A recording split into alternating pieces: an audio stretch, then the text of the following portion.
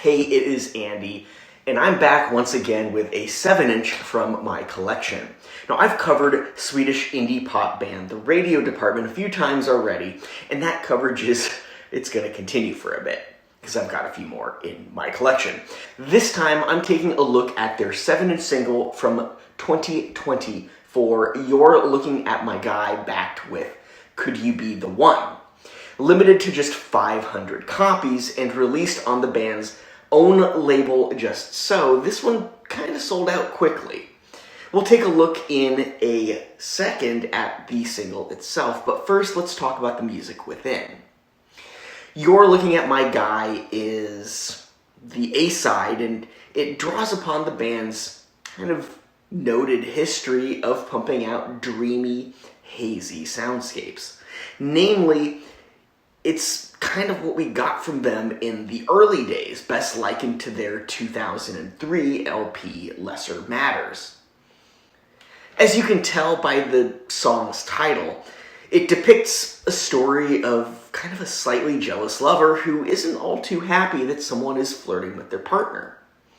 However, the vocals are somewhat subdued and almost dispassionate, creating this kind of sense of detachment that, well, underscores the song's somewhat melancholy, but not overly so, tone.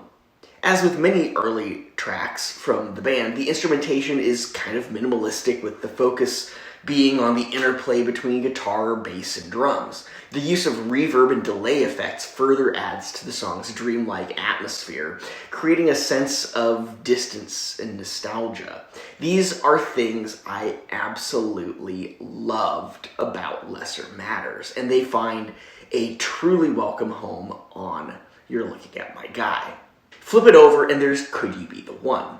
This one's a little bit more upbeat, with a catchy melody and layered instrumentation that includes jangly guitars, synthesizers, and kind of chill, laid-back drums. Lyrically, as you'd expect, the song explores themes of uncertainty and hesitation in relationships. The lyrics are delivered with a mix of optimism and skepticism, creating a sense of emotional complexity, yet at the same time it's almost kind of like its predecessor on the single. A little bit subdued, a little bit nonchalant. Compared to the A-side, the production here seems a little bit more polished and sleek, with the focus on creating a dynamic and engaging audible experience. Now, the use of electronic elements and carefully crafted arrangements adds layers to the song that's probably a little bit more likened to their follow-up to 2003's Lesser Matters, and that, of course, is Pet Grief. The single overall is a testament to the band's versatility, presenting two tracks that could have found very welcome homes on, well, like I said, Lesser Matters and Pet Grief, respectively. Like I mentioned previously, this one sold out pretty quickly and was limited to begin with. That said, you'll be lucky to land a copy for less than $50 US after shipping and tax. I love the cover. It's very simple. In fact, they've created a t-shirt of this as well. The colors are great. They're vibrant. On the back, you have a nice cohesive element that ties in similar fonts and a similar kind of screen printed image up here.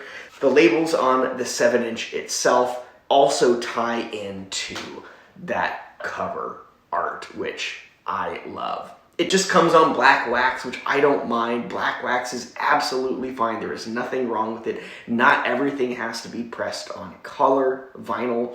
And that is the 7-inch single. What did you think of You're Looking at My Guy, backed with Could You Be the One? Where does it sit in your favorite tracks of the Radio Dept? Let me know in the comments. Don't forget to like and subscribe, and I will see you next time.